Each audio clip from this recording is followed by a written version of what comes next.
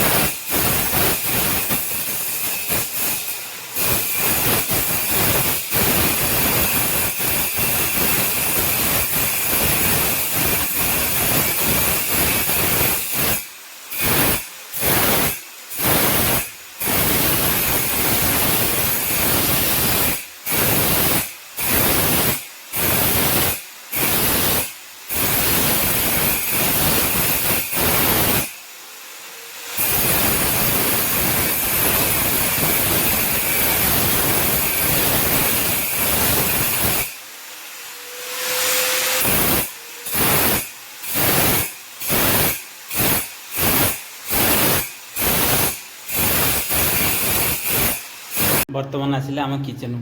देख बर्तमान आम पॉलिश करूँ तुमको ये वीडियो देखी काली की जो या पर वीडियो छाड़ी किमिति आम सब बसा होमिति लेबुल कराऊँ सब देखी बर्तमान आमर ये घर पूरा एकदम फिटिंग सरी देख न पूरा एकदम किचन रूम बर्तमान फिटिंग सरी बर्तमान आम पॉलिश करूँ पॉलिश काम भी सरीगला यहाँ गोल होता है आम 4 गुणिया थी यहाँ बर्तमान गोल होता यार एक्चुअली हाइट देख आम रखीथु के टाइली फाइली ये करी आम रखीथु पूरा कथार सिला फाइटा रखीथु 32 इंच देख बर्तमान आमर अच्छी टॉप 132 आम तल रखीथु 32 बर्तमान 28 होगला देख ना सिलेंडरटा आमर केते अच्छी सिलेंडरटा 24 अच्छी आमर ये 28 अच्छी ऊपर टॉप 32 हाइट होगला तले पूरा टाइल लगी पूरा ये देख तले लगिकी ये पूरा आमर 32 अच्छी देख ना अच्छा 32 अच्छी एटा भी देख उषाटा देख आमर एटा देख ना लगभग 33 एटा भी अच्छी देख एटा 2 फुट अच्छे देख एटा आमर 2 फुट रहा कहीं ना भाई आमर ये जो एटा अच्छी स्लैबटा अच्छी बेसनटा अच्छी देख 18 इंच अच्छी एटा 18 इंच आमर एटा अच्छी 2 फुट ବୁଝେଇଲେନି ଆମେ ସେଇଥିପାଇଁ ଏଟା ଆମେ କରିଦେଇଛୁ ପୁରା ଏକାଥରେ 2 ଫୁଟ କନା ଏଠି ଭାଇ ସାବୁନ ଫାବୁନ କିଛି ଗୋଟେ ରଖି ହେବ ଆଉ ମଜବୁତ ବି ହେବ। ଆମେ ଯେବି ଭାଇ ୟାକୁ ମାପଜୁପର ସବୁ ଯେବି ନ ରଖିବା ହୁଏତ ସିଲିଣ୍ଡର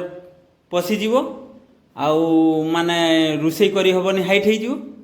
ନହେଲେ ଭାଇ ସିଲିଣ୍ଡର ପଶିବନି। ଆମେ ମାପଜୁପର ରଖିନେ ଭାଇ ସବୁ ରକମ ସୁବିଧା ହେବ। ସିଲିଣ୍ଡର ବି ଆରାମସେ ଯିବ